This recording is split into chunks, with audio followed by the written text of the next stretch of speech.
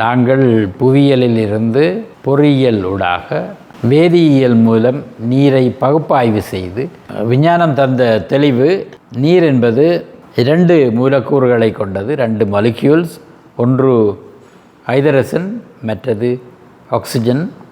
2ம் வாயுக்கள், ஆனால் அவை அந்த விகித அமைப்பில் சேரும் பொழுது திரவமாகின்றன. ஆகவே நீர் ஈரத்தன்மை கொண்ட ஒரு பதார்த்தமாகிறது. 2ம் வளிமண்டலத்தில் உள்ள வாயுக்கள் தான். ஆனால் புவியில் நடக்கின்ற மாற்றங்களூடாக மின்னல் இடி தொடக்கம் மழையாக தூய நீர் கிடைக்கின்ற நீர் தான் நிலத்தின் அடியூடாக சென்று எங்கள் கிணறுகளில் வருகின்ற அந்த நீர்வட்டத்தை பற்றி தெரிந்திருந்தும், இன்றைக்கு எமது நீர் எமது ஊருக்குரிய நிலத்தின் மண்ணின் கீழே உள்ள பாறைகளின் தன்மைக்கு அமைய அது குறிப்பிட்ட ஒரு சுவை கொண்டது, குறிப்பிட்ட ஒரு தன்மை கொண்டது. அதில் இயல்பான சில கனிமப் பொருட்கள் இருக்கின்றன. அதில் கால்சியம் ஒன்று என்பதெல்லாம் தெரிந்திருந்தும், சுத்தமான நீர் என்பது H2O.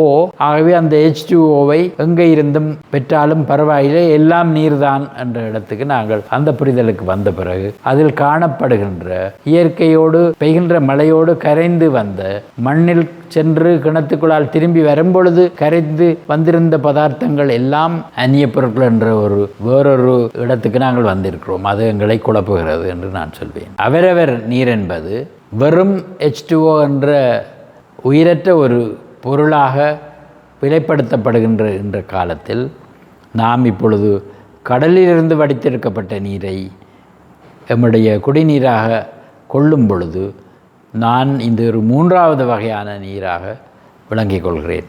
எமது நீர் வெறும் நீர், இப்பொழுது வேறொரு நீர்.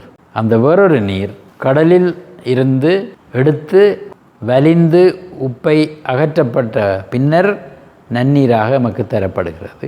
தொழில்நுட்பத்தின் அறிவும் பாரம்பரிய முறைகளுக்கு வலுவூட்டத்தக்க மெம்பரேன் டெக்னாலஜி என்று சொல்லப்படுகின்ற அந்த மென்சவ்வினுடைய வருகையின் பின்னர் இது சுலபமாகிவிட்டது. அதற்கு தேவைப்படுகின்ற எரிபொருள் சக்தி கிடைக்கின்ற இடங்களில் அது தாராளமாக பயன்படுத்தப்பட்டு பாலைவனங்களில் பசும்புல் தரைகள் தோற்றக்கூடிய அளவு மாற்றத்தை சில நாடுகளில் அவர்கள் நிகழ்த்தினாலும், மாதம் மும்மாரி பொழியாவிட்டாலும் வருடம் பூராக நமக்கு தேவையான நீரை விட பல மடங்கு நீர் கொண்ட ஒரு நிலப்பரப்பில் வாழ்கின்ற நாங்கள் முற்றுமுழுதாக அந்த பிரித்தெடுக்கப்பட்ட நீருக்கு போக வேண்டுமா இல்லையா என்ற ஒரு அடிப்படை கேள்வி எம்மை இன்றைய காலகட்டத்தில் எதிர்நோக்குகிறது.